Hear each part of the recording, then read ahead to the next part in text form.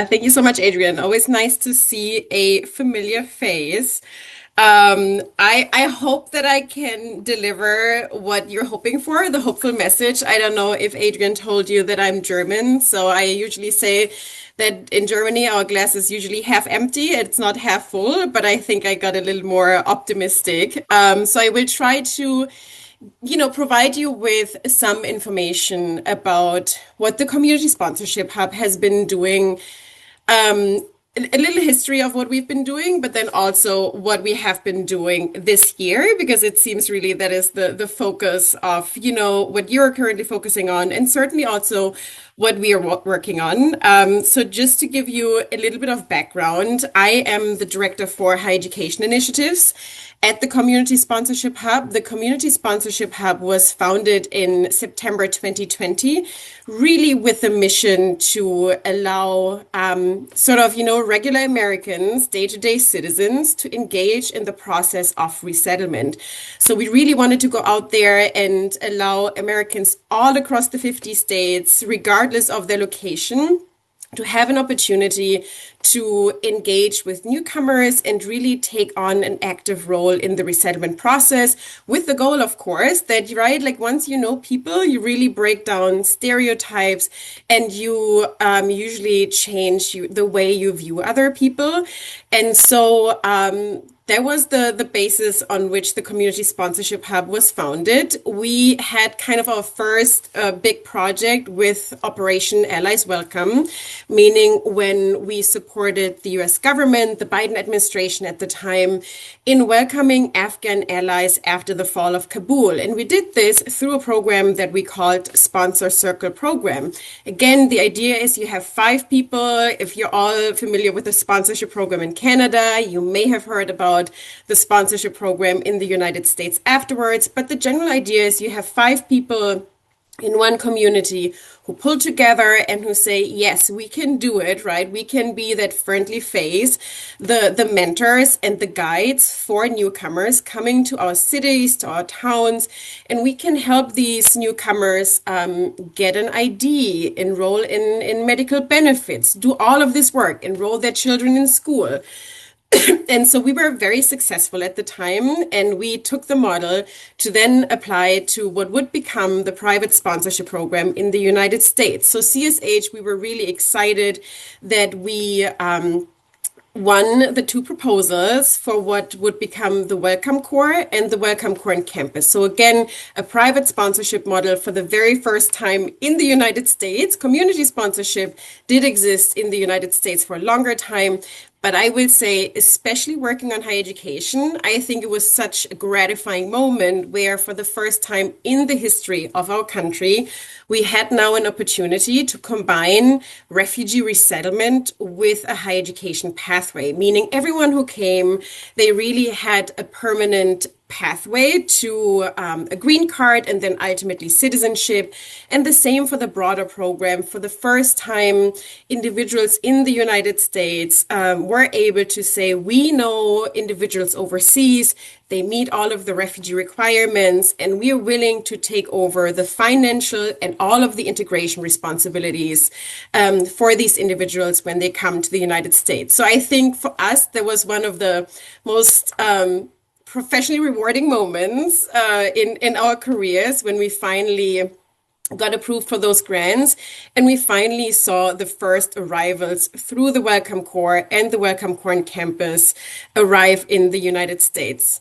Now, fast forward, not a surprise, as was said in the sort of, introduction, this year has certainly been, I would argue, the most challenging year in US resettlement. And to give you some background, the resettlement program was suspended indefinitely right away on January 20th. And then the programs that the Community Sponsorship Hub led on behalf of the government, the Welcome Corps and Welcome Corps on campus, were suspended for 4 days after the inauguration on January 24th.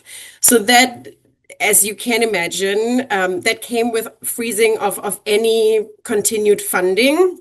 So it had a very significant impact on the Community Sponsorship Hub, on all of our partners, on really any and all resettlement agencies who are working in what we call the reception and placement program, meaning providing services to refugees who arrive in the United States. I would lie if I would say that we picked it right back up and knew exactly what to do, but I do think that it was one of those situations where you, right, like you don't have a chance, so you want to use that chance. We had also just welcomed 85 students through the Welcome Corps campus. And I will say that for me, visiting these students who had just come to the United States as officially resettled refugees and on their pathway to being able to enroll in at a university in the United States was a very grounding moment, right? Talking to 85 young adults between the ages of 18 and 24 at a moment where you feel that so much of what you have worked on is being basically eliminated within, a strike of a pen, I think was for me personally the moment where I felt there it's still worth doing this. It really there's so many individuals who rely on our continued support.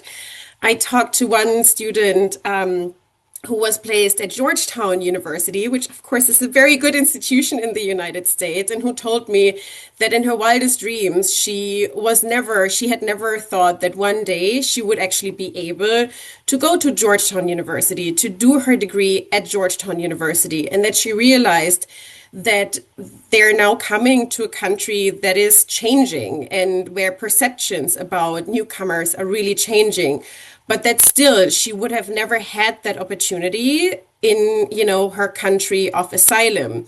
And I think at a moment where I saw a lot of darkness, to be honest, it was really helpful to see again the resilience of refugees, the resilience of displaced persons, and how in times that are very challenging, they still see sort of the light, right? They still see the opportunity. And it also gave me, I think, a moment of reflection that, well, if they can be optimistic, if they can see, kind of the hope and the opportunity, then who am I to not see that as well, right? I'm in a much better position in many ways than many of our students who just came to the country, being a citizen, right? Having employment, having a voice. So I think for me, for my colleagues, for many people at the Community Sponsorship Hub, it was those interactions and those moments that made us realize that, yes, this is a unprecedented time for us. It's incredibly challenging. We have many more questions than we have answers, to be really honest. But we still want to continue to serve the newcomers who we helped resettle to the United States, all of the sponsors, meaning the individuals who have signed up to welcome newcomers and who now also don't have support. In the case of my programs, I want to continue to serve the students, and I want to continue to serve the universities who have said, we are, opening our doors to these students on campus who also have many more questions than they have answers in a time like this. So if there is a bit of a silver lining, we have been able to move over, I guess, our sponsors, our students, our institutions, everyone who we have worked with in the Sponsor Circle program. You might remember that I mentioned this at the very beginning, which was really the program with which we started. And it was the model for the Welcome Corps and the Welcome Corps on campus. And there is always allies in even the most challenging moments. And we have private donors who did see the value in providing continued funding so we could continue to serve the refugees who came through our programs. We could continue to serve the Americans who welcomed their homes and their communities to these refugees. And especially, we continued welcoming Afghan special immigrant visa holders through the Sponsor Circle program, who, as you may know, were among the population that even after January 20th, were still able to come to the United States. So I think in every moment where we felt like what is going to be our next move, there was always a window of opportunity that opened, which is we continue to serve the 85 students who came to the United States in January. We continue to maintain all of the relationships that we have with our universities. Some universities dropped out, I'm not going to lie, because they felt that this is, depending on their location, right? They felt that this might be more of a challenge that they can take on at this specific time, which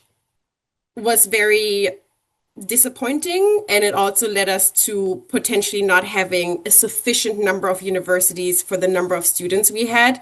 But then again, at the same time, there's other institutions who raise their hand and say, we're going to double down on our commitment. We will actually welcome more students. And the same is true for communities across the United States when officially, right, when there's no resettlement, but there's Afghan allies coming, where they still raise their hand. And this is across the country. I know that the United States seems to be a very polarized society right now, and that is certainly true. But I really want to also emphasize that we are supporting Americans who welcome newcomers, be it in their communities or at universities, in nearly every single state across the United States. There is some states we don't serve, but we have newcomers and sponsors in nearly every single state, regardless if they're red states or blue states or if they're purple states. And in the moments where I feel maybe a little defeated, it really helps and grounds us to talk to these sponsors and these refugees in all kinds of states. So we have also been able to not only maintain some of the programming, but we've also been able to pivot. And I think, right, like we even called, I think Adrian knows the conferences that are happening in the United States, but we call it now the art of the pivot, because what we have to do almost on a daily basis is being able to pivot and being able to be flexible and adapt to situations really quickly, because I'm sure, as you know, not favorable updates for anyone working in immigration are coming pretty much every day. And I think it just shows us that A, we need to provide ongoing support to those that are already here.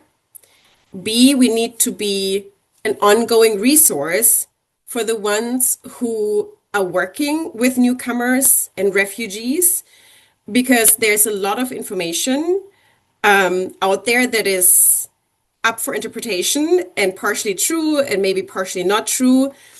And then I think it is also a moment for us to be really strategic, right? Where we say, this is challenging. We have been relying on government funding for a long time and for the majority of our funding, but how can we diversify, and how can we have a really strategic vision for the work that we do that is not tied always to external funding, but that is really tied to who we are as an organization, and that is tied to what is it that we want to achieve.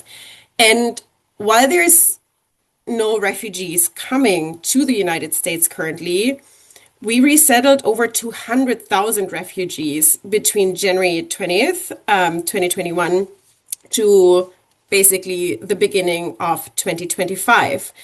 These are all still newcomers, right? The journey does not end once you arrive in the United States or once you arrive in whatever host country it might be.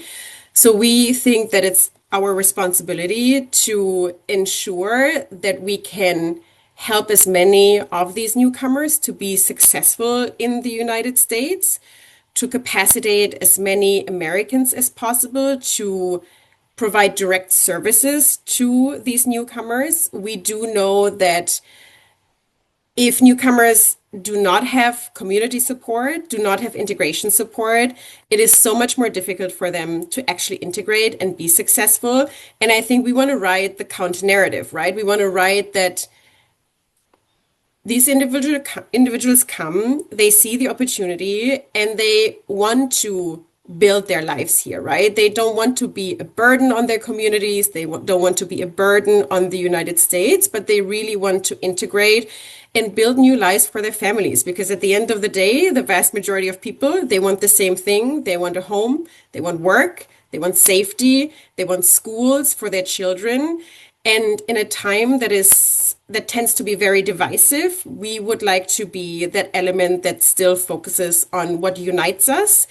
We want to provide a message of hope and resilience for ourselves as staff, for the people we're working with, and for all of the organizations we're still working with, right? We have been able to forge a lot of new alliances and partnerships in this time.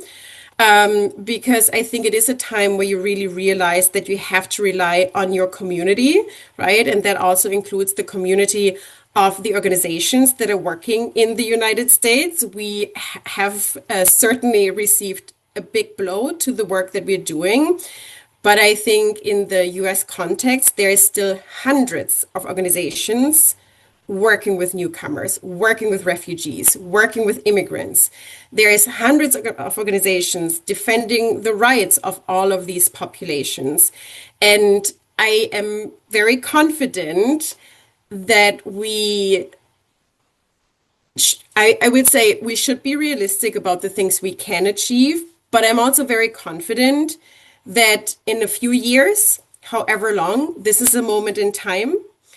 And we will, to your, the topic of this series, we will still be standing in 3 years, in 4 years, and in 5 years, because we are able to maintain our ecosystem, not at the same level as we had it before, but the goal is to maintain it, to ensure that we are not starting from zero in however many years, and that we can then go back and start rebuilding the ecosystem from what we have and what we have maintained. And in some ways, there is also now organizations and also even universities who step up their efforts specifically because we are in the situation we're in right now, because they do still believe in the value of education for all, the value of serving their communities, especially in and I will apologize, education is that's sort of where I'm coming from. We have launched a new program that will serve refugee students who are already in the United States. And that for American universities, serving their communities, regardless of students' backgrounds, that's their mission. And many institutions in the United States are very much motivated by fulfilling their mission. I will say that especially when it comes on the other side to our Afghan allies, there's a lot of veterans groups in the United States who feel very strongly about the US's responsibility to continue to serve these populations. So I think bottom line, it has been a very difficult year for us. I envision that it will continue to be difficult, but every time we join calls after new policy announcements, there's hundreds of us still on the screen and still willing to continue the work that we do, willing to work together to ensure that we meet the commitment to all of the newcomers in the United States and that we can maintain the infrastructure that we have built over the last years and ensure that we are not defeated, right? And ensure that we can come back stronger once the political situation in the United States allows.